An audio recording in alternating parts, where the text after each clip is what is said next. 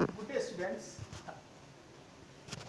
Our topic today is Oyo Empire, and the lesson is for JS1, History. Before now, we have been discussing some political organizations of centralized states. We made mention of the Hausa states. We talk about the Kano Borno, and today we are talking about Old Oyo Empire. Take note of this. At the end of this lesson, you should be able to provide answer to this question. Explain the political organization of Old Oyo Empire in the pre-colonial period or era. Explain the political organization of Old Oyo Empire in the pre-colonial period. Now, let's start.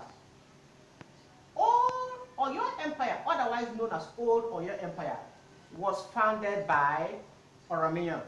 You should know that Oromiyan is the son of Oduduwa, the father of Yorubas.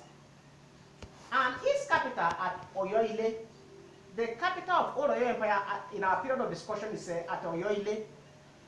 It is important to note that the government of the Old Oyo Empire changed over the century. The government changed over the century. It was not stable. There was a change. Now, however, what actually became predominant was the hierarchy of authority in the empire. Hierarchy of authority.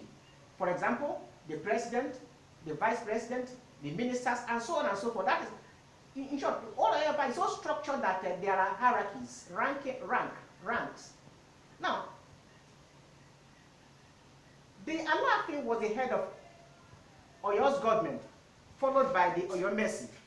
The Alaafin is just like is the king, is the head of Oyo government, followed by the Oyomesi. The Oyomesi is, we call it the Council of Chiefs. The Council of Chiefs.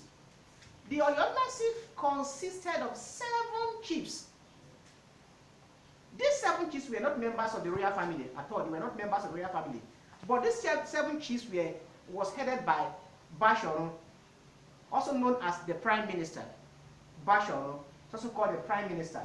Now, Oyo military was well organized. They had a military setup. It was well organized.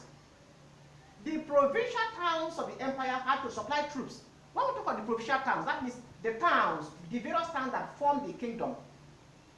The various towns that form the kingdom, they had to do what? To supply troops.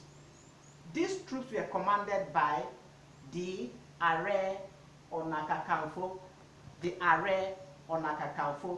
also known as the Field Marshal, or what we call Generatissimo.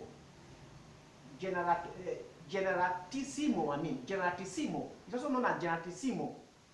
There were also palace officials and the position of Ogboni Court. We have palace officials and there is a position of the Ogboni Court. The Ogboni Court is headed by Oluwo. They also check the excesses of the Oyomesi. That means in the Old Oyo Empire, there's what we call checks and balances. If you are going too far, somebody draws your back, you are going too far. So the Ogboni checks the excesses of the Oyomesi. There were also important royal women officials, the chief of whom was the Iyaoba. Iyaoba simply means the king's mother, who was really not the biological mother of the king. Iyaoba called the king's mother, but he was not really the biological mother of the king. So this is just a short history about Old Oyo Empire.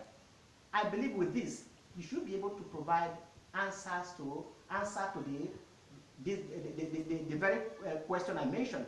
Explain the political organization of Old Oyo Empire in the pre-colonial period. Before I round up, please, if there's any question, use the usual WhatsApp number, please, and I will always advise you to read your books. These things are your textbook.